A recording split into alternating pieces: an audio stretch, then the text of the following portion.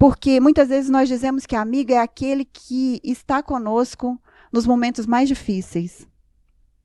Mas eu tenho certeza que você, mesmo não simpatizando muito com alguém, você vai dar o seu ombro para uma pessoa que está sofrendo, mesmo não gostando tanto dessa pessoa. Mas amigo de verdade, é aquele que bate palma para você quando você está num lugar onde ele gostaria de estar também, mas ainda não conseguiu. Amigo de verdade é aquele que bate palma para você quando você é a protagonista e ele ainda é o coadjuvante.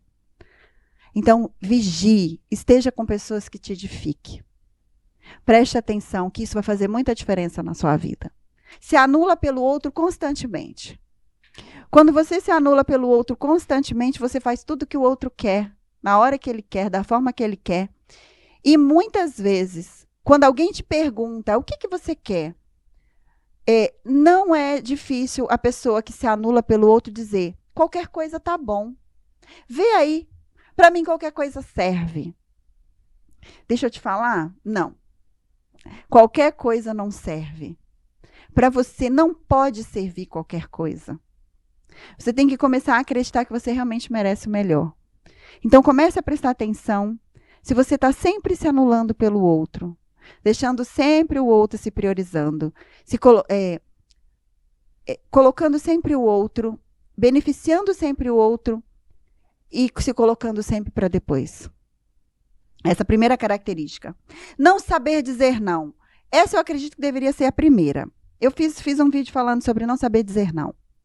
Quando a pessoa ela não sabe dizer não e fala sim para tudo, no fundo, ela quer ser admirada, vista e amada. E admirada por aquilo que ela faz. E fazendo isso, ela vai se afastando cada vez mais de quem ela é. Porque ela acredita que dizendo sim para tudo, todo mundo vai gostar dela.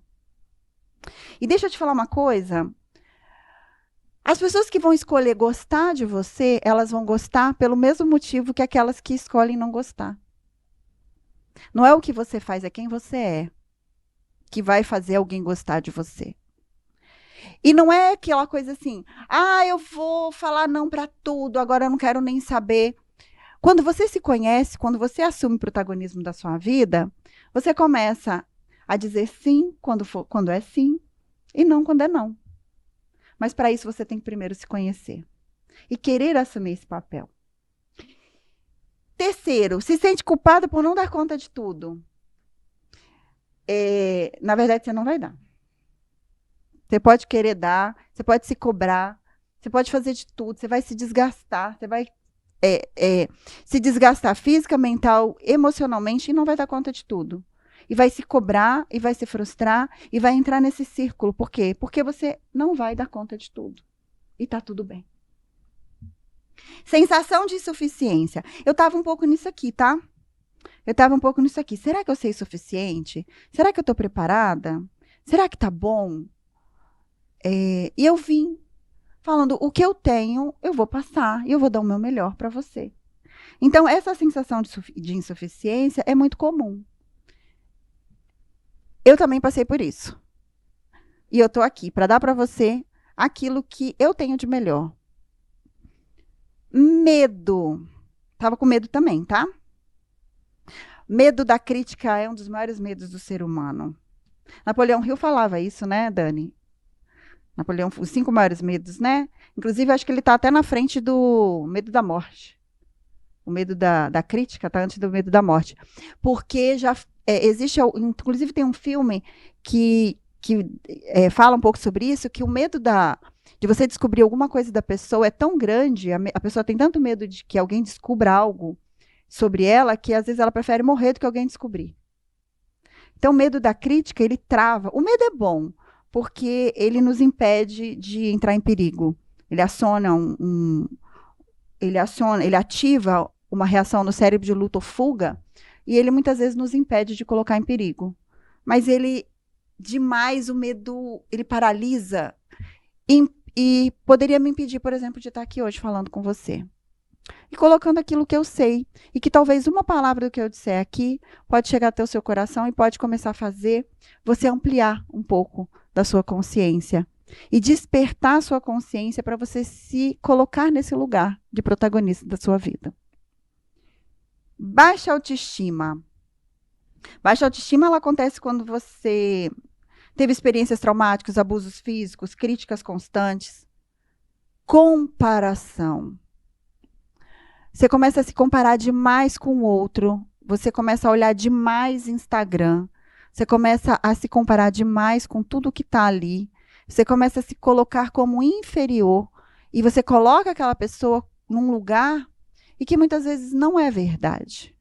Então, a comparação, eu acho que ela é uma vilã, ela é terrível para você baixar sua autoestima. Se eu pudesse te dar um conselho, se tem pessoas que faz você se incomodar com aquilo que você está olhando e faz você se sentir inferior de alguma forma, para de seguir. Para de seguir.